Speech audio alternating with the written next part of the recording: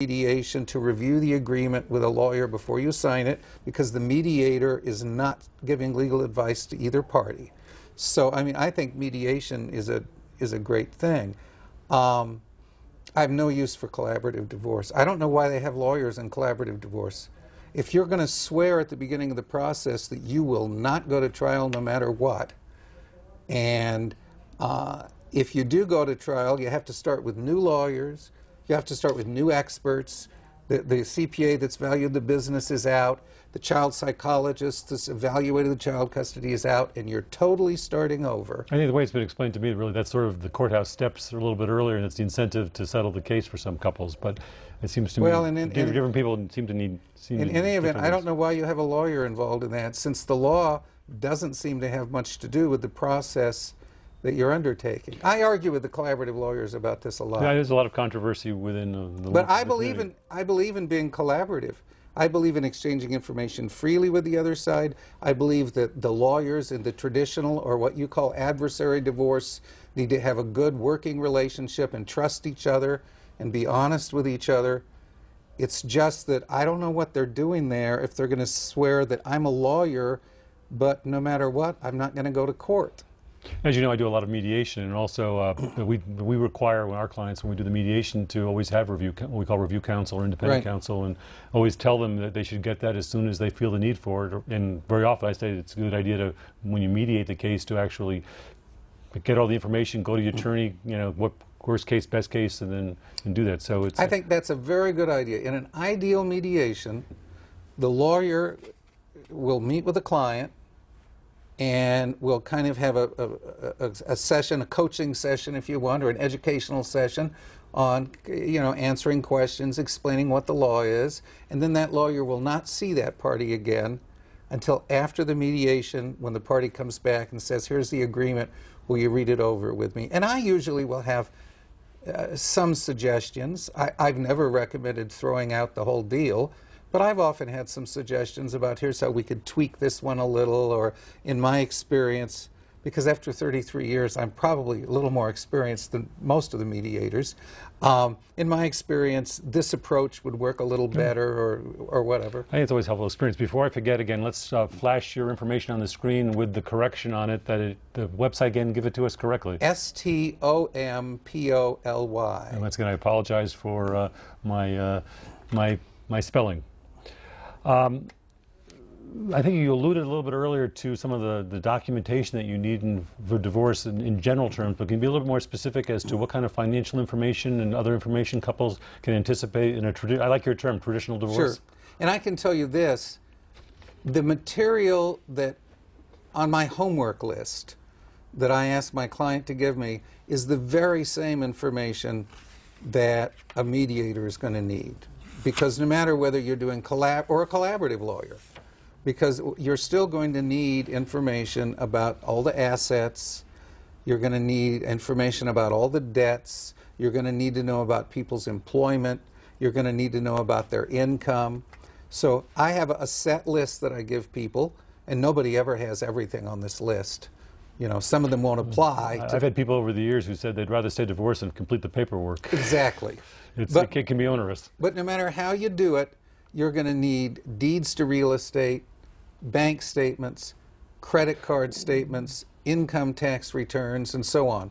For example, the law in Arizona is that your agreement has to have the legal description for the real estate. You can reach that through collaborative divorce, you can reach it through mediation, however you reach it, the paperwork has got to have the legal description. So your lawyer is going to need that, for example. Can you tell us a little bit about the documentation that's necessary to start a divorce, and who prepares the documents, and how people are served? Sure. That'd be a little bit different in the different types of divorce cases. Well, all divorces start with what's called a petition for dissolution of marriage, which is filed in court, comes back from the court, and then goes to the other party, and the other party gets it in one of two ways, either by signing what's called an acceptance of service of process form. That's like a receipt in which the recipient says, okay, you don't need to serve me with a process server. Or if he or she won't sign that receipt, then you serve them with a process server. Do you, when you're serving the papers, I've seen that over the years different, do you end up letting the people know, or how, I mean, is it a surprise? I mean, sometimes I've seen a variety of sort of, sometimes people are sort of blindsided by that, and sometimes they aren't. In my practice, it's only a surprise if there's a reason. Like if the other party has been hiding assets or something and you need to catch him unawares. That's very rare.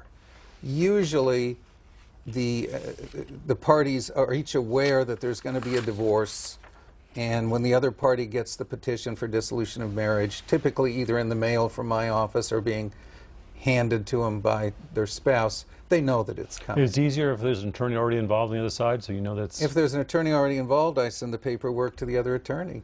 Yeah, and once again, you have to do that no matter what method you use.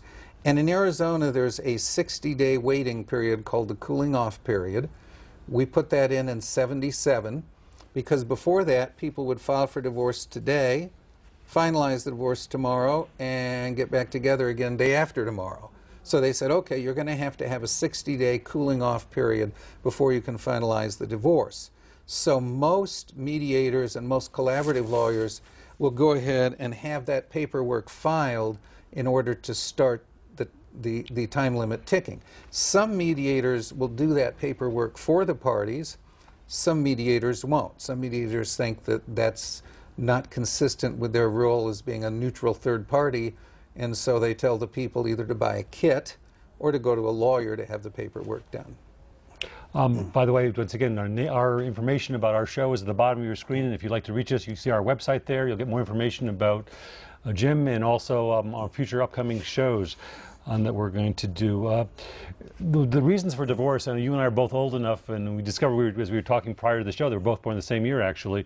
I'm not exactly sure when no fault came into Arizona, but I know I was practicing just at the point where it was coming into the state where I was at the time. But what about the causes that people have to do to get divorced? Arizona went no fault in 1973. That was my last year of law school. And we immediately went fully no fault. By that I mean there are no grounds for divorce. You no longer have to prove adultery, mental cruelty, desertion. So the fact that it's no fault means that if one party wants a divorce, there will be a divorce and the other party can't prevent it. He or she can make it uglier, more time-consuming, unpleasant, but there will be a divorce. See, it used to be that if you didn't have the grounds, you couldn't have a divorce even if both parties wanted it. And the fact that it's no fault means that there is no longer a process of identifying the good guy, identifying the bad guy, and giving a better deal to the good guy. Many states, when they went no fault, eliminated the grounds for divorce. But then as you're making the individual decisions about whether there will be spousal maintenance, which used to be called alimony, how you're going to divide the assets, the judge could look at fault. But in Arizona, each section of our law, where it says the judge will divide the property, it says without regard to marital fault. The judge will decide alimony without regard to marital fault. So we're totally a no-fault state. That confuses people, and it's a good way to be, I believe. But some states are different, and I think it does get confusing for people when they read other states. And as I said, I've been familiar with other states where, in fact, what you're saying is the case, where sometimes you need fault for one thing, not for the other. So it can be difficult. Children are a big aspect of divorce, and how's that in your practice, your experience with dealing with children, and some of the issues in the type of divorce that you handle? Well, yeah, I mean, although we nominally have a no-fault divorce system, I don't know how in the world you can have a no-fault controversy over children. In other words, the same sort of things that one party would say to demonstrate that the other party is a bad parent, if it gets to that, are the same sort of things that you would have said in the old days of fault divorce. But how do you handle that? I mean, it seems to me that's not always good for children when the parents are sort of trashing each other. It's absolutely not. Absolutely not. And I always tell